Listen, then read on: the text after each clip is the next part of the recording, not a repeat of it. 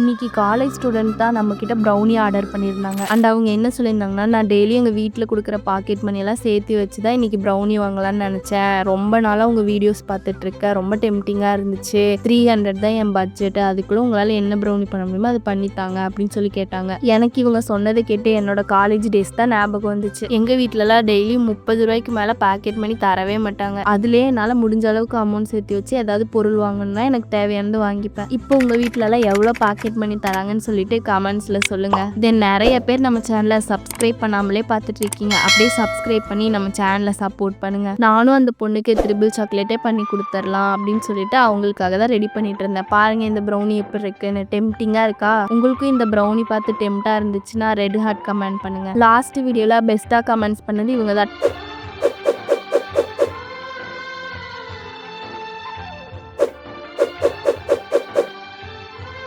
Tata bye, next வீடியோல பார்க்கலாம்.